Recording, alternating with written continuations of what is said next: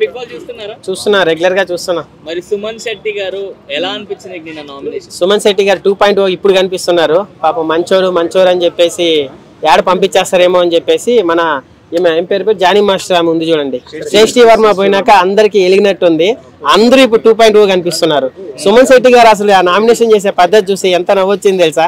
Mask man కానీ ఆమె సంజనాని కానీ ఒక కొత్త సుమన్ శెట్టి, ఈ సుమన్ శెట్టే కావాలి మనకు. మంచోళ్ళు బిగ్ బాస్ పనికిరారు బ్రో. మంచోళ్ళని టార్గెట్ చేసి ఎలా ఉంటుందో ఇలాగే ఉంటది. అంతగా కౌంటర్ చేస్తుంటే కూడా ఆయన అంత మర్యాదగా చేయడం చాలా బాగా అనిపించింది. సుమన్ శెట్టి ఇలాంటి 2.0 కావాలి మాకు, ఇలాంటి సుమన్ శెట్టే కావాలి. అప్పుడెప్పుడో మిస్ అయినాం జైన్లో మీ కామెడీ, తర్వాత 7G బృందావన్ ఖాళీలో. ఇంకా ఎన్ని సంవత్సరాలైనా మీ కామెడీ అది అలాగే ఉంటది. ఇలాంటి సుమన్ శెట్టి కావాలి మనకు. ఆడ మంచోళ్ళు వద్దు బ్రో, ఇలాంటి ఒక కొత్త క్యారెక్టర్ తీసుకురండి. రీతూ చౌదరి ఏడుస్తుంటే మాత్రం నాకు మస్తు బాధ వేసింది బ్రో. రీతూ చౌదరి ఆ బట్టలు వేసుకుంటది, ఈ బట్టలు వేసుకుంటది, ఆ అమ్మాయి ఇది అని చెప్పి ట్రోల్ చేస్తుంటారు. ఆ అమ్మాయి మనసు మాత్రం బంగారం బ్రో. అంత నేను చూసిన 2-3 రోజుల నుంచి అంత కౌంటర్ చేస్తుంటే కూడా ఆ అమ్మాయి ఎంత జెన్యున్ గా సమాధానం చెప్తుంది. ఆ మాస్క్ మ్యాన్ ఒక మృగాన్ని తీసుకొచ్చి అడవిలో వదిలేశారు. అంతమంది మధ్యలో ఒక అడవిలో ఆ మృగంతో మనం బాధలు పడాల్సిందే. ఇంకా చేసిందే ఎర్రిపు పని, మళ్ళా దాన్ని సమర్థించుకోవడానికి 3 రోజులు అన్నం తినకుండా ఆ గుండు మనిషి ఏం చేస్తున్నారు స్వామి. నిజంగా వాళ్ళ ఇంట్లో వాళ్ళు ఎట్లా ఆగుతున్నారు ఏమో కానీ ఆ మనిషితో. ఆయన అంటాడు మర్యాద కావాలి అంటాడు. ఫస్ట్ నువ్వు మర్యాద మాట్లాడితే ఆ పక్క నుంచి మర్యాద వస్తుంది. బౌ కుక్కలాగా నువ్వు అరుస్తావు, ఆ పక్క నుంచి మర్యాద కావాలంటే ఏందది. ఇమాన్యుల్ మీద అయితే మరి అదేదో నిజంగా అది అరుస్తా అంటే ఎట్లా అనిపించింది తెలుసా, మరి ఘోరంగా అనిపించింది. అట్ట అరుచుకుంటా పోతాడు ఈ మనిషి. వెనకాల వాళ్ళు బరిని వాళ్ళందరూ భయపడ్డారు ఆ మనిషి అరుస్తుంటే. ఇదిగో అన్న కొంతమంది ఉన్నారు ఆ హౌస్ లో కామన్ మ్యాన్లు అని చెప్పేసి. మన ఈమె దమ్ము శ్రీజ ఒక ఆమె, ప్రియాంక, డాక్టర్ పాప, ఇంకొకడు ఎవరు ఆయన, వీళ్ళిద్దరే మళ్ళీ మన మాస్క్ మ్యాన్. వీళ్ళు ముగ్గురు వెళ్ళిపోవాలన్న, అప్పుడే కొంచెం ప్రశాంతంగా ఉంటది అక్కడ. మన ఇంకా ఈయనంటే మన మర్యాద మనిషి నిన్న ఒక మాట అన్నాడు, నిజంగా కామన్ మ్యాన్ తీసుకొని తప్పు చేశాడని చెప్పేసి.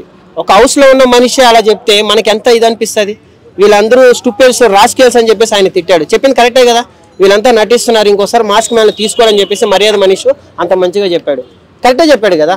మర్యాద మనిషి కూడా నాకు మంచిగానే అనిపిస్తాడు. బట్ ఒక్కోసారి ఆయన కూడా ఆయన తీసుకున్న స్టాండే గొప్ప, ఇంకా ఆయన కన్నా గొప్పగా ఇంకెవడు మాట్లాడాడు అన్న ఫీలింగ్ లో మాట్లాడుతూ ఉంటాడు. ఫ్లిప్ అవుతున్నాడు ఆయన కూడా. ఒక్కోసారి నేను తీసుకుంటే న్యాయం, నా అలాగే ఇంకెవరు మాట్లాడలేరు అంటున్నారు. అందరూ బర్నీ గారిని టార్గెట్ చేస్తున్నారు, తనుజ గారిని టార్గెట్ చేస్తున్నారు. వాళ్ళు చేసిన తప్పేంది అసలు? 2 హౌస్లు ఉన్నప్పుడు ఆ పక్క హౌస్ లో ఉన్నడికి ఈ హౌస్ లో చేసే తప్పుగానే కనిపిస్తుంది. వాళ్ళు ఏం తప్పు చేయాలి. ఇమాన్యుల్ గారు మళ్ళీ ఆమె తనుజ గారు కామెడీ కూడా ఎంత బాగా అనిపించింది, ఎంత హెల్దీ కామెడీగా అనిపించింది. ఒకప్పుడు ముక్క అవినేషన్ చూసాం, అంత హెల్దీ కామెడీ చేసేటప్పుడు ముక్క అవినేషన్ డామినేట్ చేశాడు అనిపించింది ఇమాన్యుల్ గారు. తనుజ ఎక్కడ, ఇమాన్యుల్ ఎక్కడ, అన్ని ఏదో షేవ్ కోసం చేస్తారు కానీ కామెడీ అంతే. తనుజాకున్న అందానికి, తనుజాకున్న దానికి ఏ సాఫ్ట్వేర్, ఏ ఐటీ వాడు ఇవ్వడతాడేమో కానీ కొన్ని 100 కోట్లు ఉన్నాడు. అట్లని కాదు బ్రో లాస్ట్ సీజన్ లో ఒక ఆమె అనింది చూడు, మళ్ళీ కమెడియన్కి ఎవడిస్తాడులే కప్పు అన్నట్టు. కమెడియన్లే వాళ్ళ కప్పులు ఇచ్చింది అయితే బిగ్ బాస్ మనం ఎప్పుడు చూడము, జరగదు కూడా. అది ఎవరు తొక్కట్లే, వాళ్ళు ఒక స్టేజ్కి వెళ్ళి ఆగిపోతున్నారు. ఈ కామెడీ చేయడం వల్ల చిల్లరగా ఉండిపోవడము, టాప్ 5 దాకా వచ్చి ఆగిపోవడము. అక్కడ ఎవడైతే సెన్సిటివ్ గా ఉండి అన్ని భరించి బాధలు పడి జెన్యూన్ గా ఒక మెచ్యూరిటీగా బిహేవ్ చేస్తారో వానికి కప్పిస్తారు. కమెడియన్ మొత్తం 100% కప్పు వచ్చేంత వరకు ఉండట్లేదు అన్నా. అందులో కమెడియన్ లో కూడా ఒక రేంజ్ కి వెళ్ళి ఆగిపోతున్నారు. కప్పు గెలిచేంత ఆట ఆడట్లేదు. లాస్ట్ టైం సన్నీ ఆడాడు, కప్పు గెలిచాడా లేదా? ఆయన కూడా ఎంటర్టైన్మెంటే చేశాడు కదా. బట్ ఒక స్టేజ్ ఉంటది అనమాట.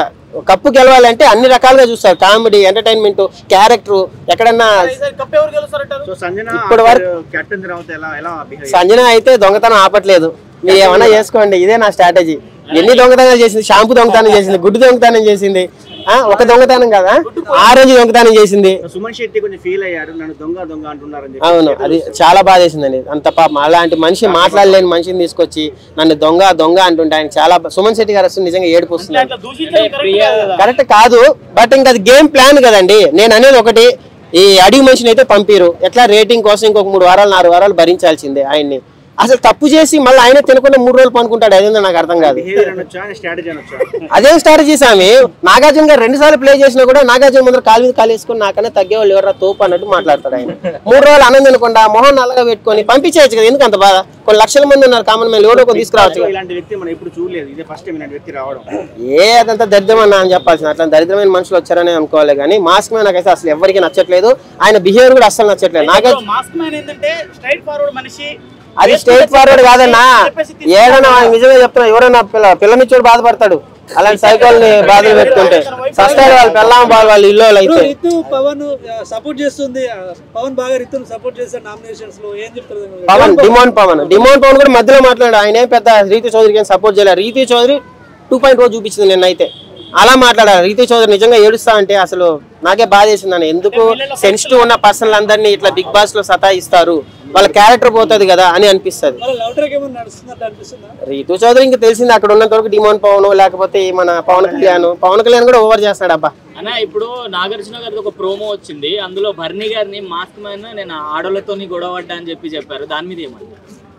అది ఆల్రెడీ అయిపోయింది కదా బ్రో. ఆడవాళ్ళు అన్నాడు, తర్వాత భరణి గారు ఫీల్ అవ్వలేదు, ఈయన ఫీల్ అయిపోయాడు. అన్న ఆయన నేను అనలేదు అన్న ఈయన ఎంత ఫీల్ అయితే అనిపించుకున్నా ఇంతవరకు ఫీల్ అవ్వట్లేదు. అరే నిన్ను ఆడవాడు అన్నారని భరణి గారు ఎంత ఫీల్ అవ్వాలి? ఎప్పుడైనా వచ్చి అడిగాడు భరణి గారు నన్ను ఆడవాడు అన్నారు రబాయ్ నువ్వు అనేసి? అది ఆయన క్యారెక్టర్. రాము రాథోడ్ అయితే తోపన నిజంగా.